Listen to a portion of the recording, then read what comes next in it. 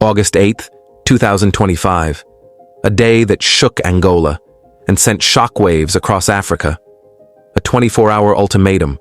300,000 Chinese nationals ordered to leave. Streets flooded with protesters. Smoke rising from burning barricades.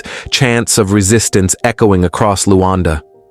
What began as anger over a 33% fuel price hike spiraled into something bigger, something deeper. This was not just about fuel. This was about decades of frustration, foreign exploitation, and the battle for Africa's future. Tonight we dive into Angola's uprising, the spark, the history, the chaos, and the meaning of this revolt. Is this the dawn of a new Africa, or the beginning of dangerous chaos? This is the story of Angola's anti-China explosion.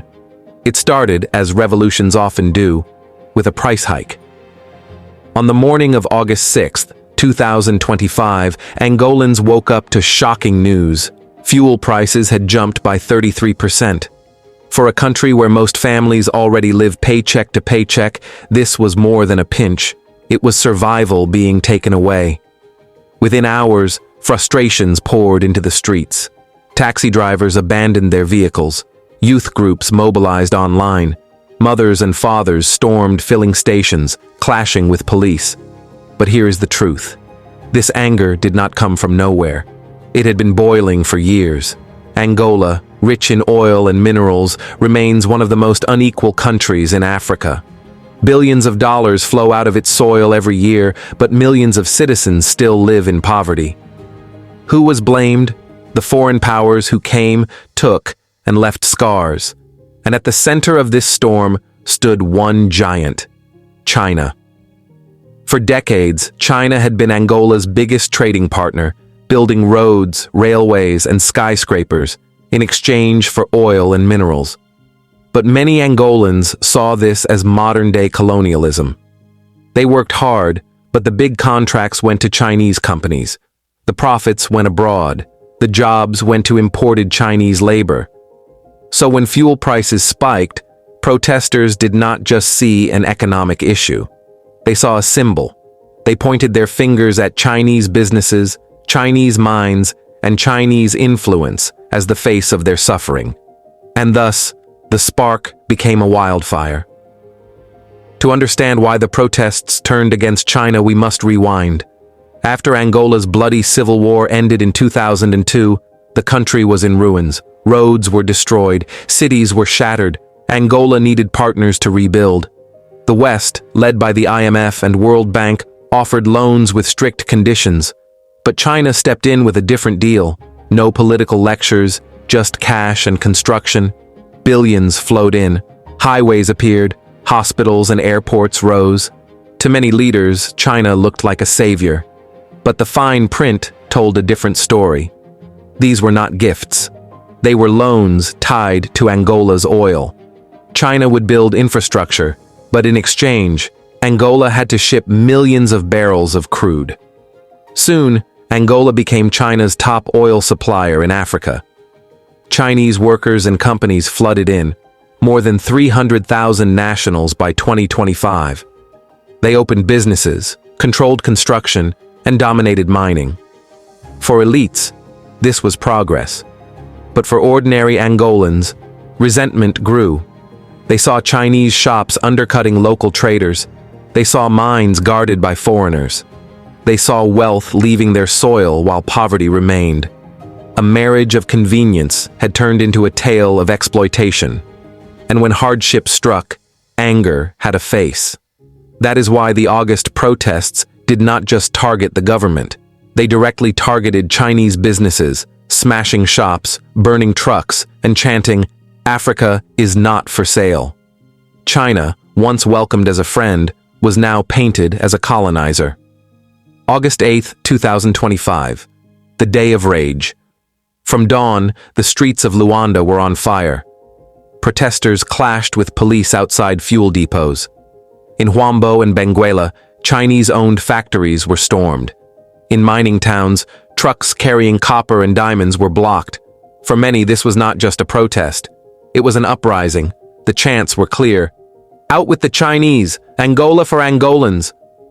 Security forces tried to contain the crowds. Tear gas filled the air. But the anger was too strong. Government offices were vandalized. Chinese businesses were looted. The government, fearing total collapse, made a shocking announcement, a 24-hour ultimatum. All Chinese nationals were ordered to leave Angola within one day. The world gasped. 300,000 people told to leave overnight. Airports overflowed. Highways jammed with cars. Chinese families scrambled, unsure of where to go. The Chinese embassy issued desperate warnings, calling the order reckless. But the Angolan government stood firm. Enough is enough.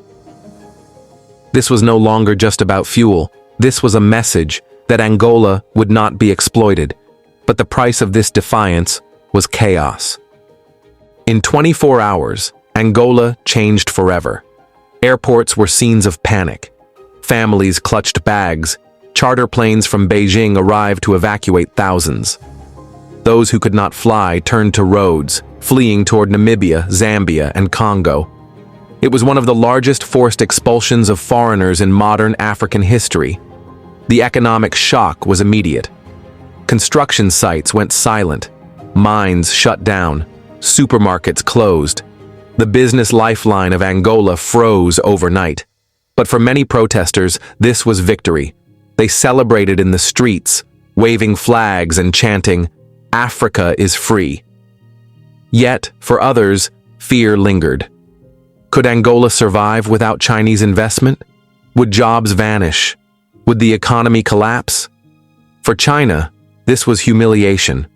The exodus was not just physical, it was political. It marked the unraveling of one of China's biggest African projects. And beyond Angola, Africa was watching. From Mali to Zimbabwe, from South Africa to Nigeria, leaders and citizens debated, was this bravery or madness? What happened in Angola was bigger than Angola. It echoed across Africa. For years, African nations have risen against old colonial powers. In Mali, Burkina Faso, and Niger, French troops were told to leave. In South Africa, debates rage about Western companies exploiting resources. Now, Angola had turned its fire against China. To some, this was Africa's awakening, a bold step towards sovereignty, where nations finally stood up to foreign exploitation, whether Western or Eastern. They called it a new wave of decolonization, but to others, it was a dangerous gamble. Angola's economy is tied to China. Billions in loans remain unpaid. Cutting ties overnight could lead to collapse, unemployment, and hunger. And beyond economics lies geopolitics. Would Angola now turn to Russia, to the West, or try to stand alone? One thing was clear: the world could no longer ignore the African voice. For centuries, outsiders carved Africa's destiny. But now, from the streets of Ouagadougou to the highways of Luanda, a new chant rises. Africa must decide its own future. Whether this future brings freedom or more chaos, only time will tell. August 8th, 2025 will be remembered as a turning point. A day when ordinary Angolans challenged not just their leaders, but a global superpower. A day that asked the hardest question: what is the price of freedom? For Angola, the road ahead is uncertain. The economy may suffer, politics may shift, but the message is clear. Africa is no longer silent. This is more than a protest. This is history unfolding. The story of Angola is the story of Africa, wounded but unbroken, exploited but unyielding, standing at the crossroads of destiny. So we ask you, was Angola's revolt the dawn of a new independence, or a dangerous step into chaos? Subscribe for more.